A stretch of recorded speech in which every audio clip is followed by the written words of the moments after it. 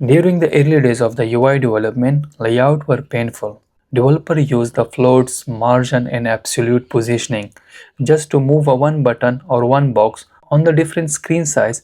Everything broke, nothing stayed in the right place. But then Flexbox was introduced and everything changed. Flexbox makes the layout smart. It controls where the item go, how they align, how they space out, and how they behave on the screen size. And the best part, React Native use the Flexbox by default. We do not need to display the flex. All we need is a container and some child views. When the Flexbox works, it creates two invisible axes, main axis and cross axis. And here are something important. In React Native, the default direction is a column. That means item appear top to bottom, one under the another one, not left to right. So if you want to item in a row, so we need to change the flex direction. So the first props and the styling is a flex direction. So this is my main container, you can see, and then I have a 3 views and 1 text, item 1, item 2 and item 3. Just click on the style of the container. So this is my container, you can see. In the first one, we have a flex direction. We have a suggestion of the column reverse and row reverse. By default, the React Native show everything in the column. If you take a column, you will not see any changes because React Native take everything in the column. So let me change it in the column reverse. So you can see we just change the direction of the main view to the reverse column. 3, 2, 1. So now we are going to take a row. Let's take a row. So you can see we've seen the item in the row form. So let me reverse the row. So this is the reverse the row. You can see we can take the reverse the row. This is the flex direction. So once the direction is set, we can control where the item set along with the main axis. So for that we are going to take a justify content. To using the justify content, we need the flex one. So let me define the flex one first, because we are going to take a full view, and after that we are going to add the justify content. And the justify content we have a center. Let me see, all item come in the center. So then we have a space evenly. So the space evenly will be take a space evenly from the each item. And then we have a space around will be take a space around from the every item.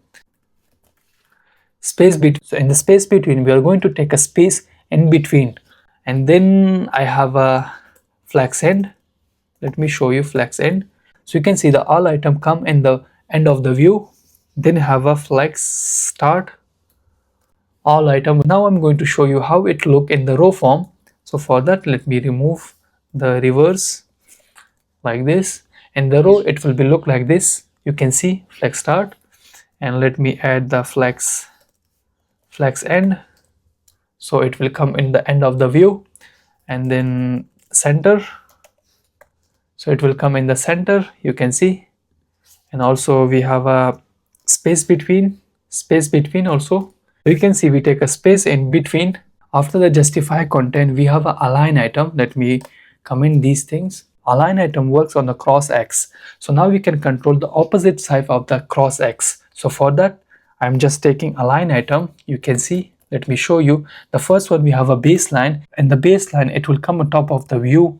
And then we have a center.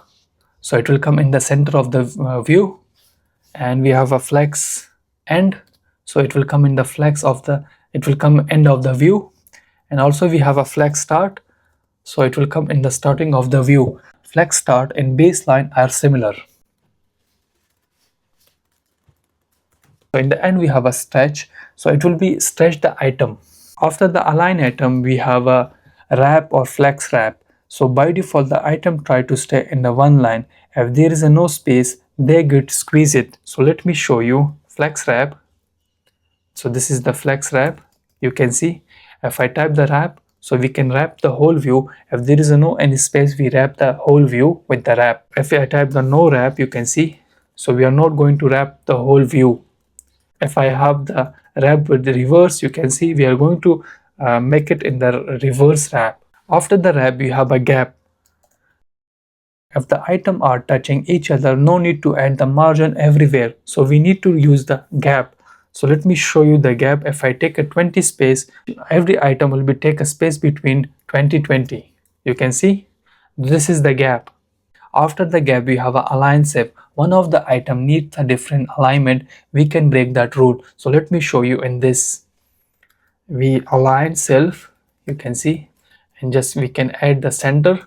My view come in the center. So if I say flex end, so it go in the end.